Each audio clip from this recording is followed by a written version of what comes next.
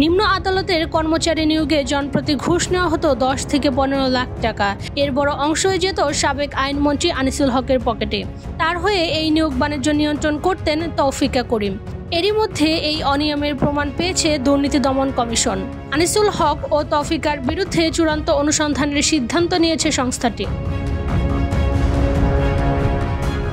2014 সালে আইনমন্ত্রী হন আনিসুল হক।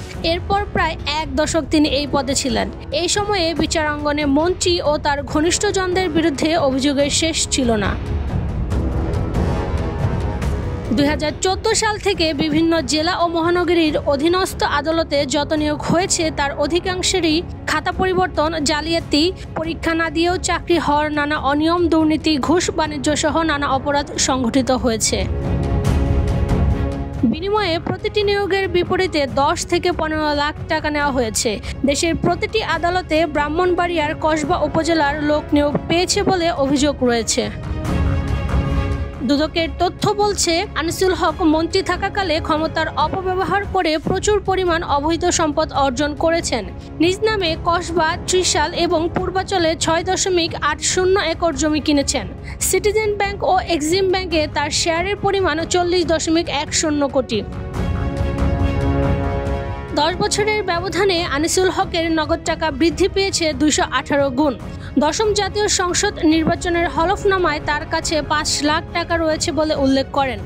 দ্বাদশ জাতীয় সংসদ নির্বাচনের হলফনামায় তিনি উল্লেখ করেন তার কাছে নগদ আছে 10,92,94,199 টাকা, যা 10 বছর আগের তুলনায় 218 গুণ বেশি। এছাড়া সঞ্চয়পত্র, বিভিন্ন ব্যাংক ও আর্থিক প্রতিষ্ঠানে জমা এবং অন্যান্য বিনিয়োগ 23,79,7884 টাকা। তার 4টি গাড়ি ও একটি মোটরসাইকেল রয়েছে।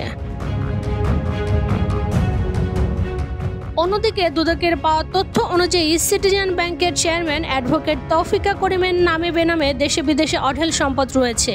তার মাধ্যমে আনিসুল হক কানাডা সহ বিভিন্ন দেশে কোটি কোটি টাকা পাচার করতেন। শুধু তাই নয়, এই দুজন তাদের অন্যান্য আত্মীয় স্বজনের নামে বেনামে অনিয়ম ও দুর্নীতির মাধ্যমে প্রচুর জ্ঞাত আয় বহির্ভূত সম্পদের মালিক হয়েছেন।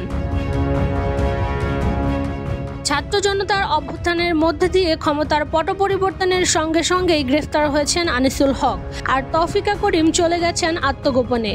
এই নারী দেশ ছেড়ে কানাডায় তার ছেলের কাছে পাড়ি জমিয়েছেন বলে গুঞ্জন রয়েছে, যেখানে রয়েছে তার বিপুল সম্পদ। ইশরাত চৈতি, বাংলাদেশ প্রতিদিন।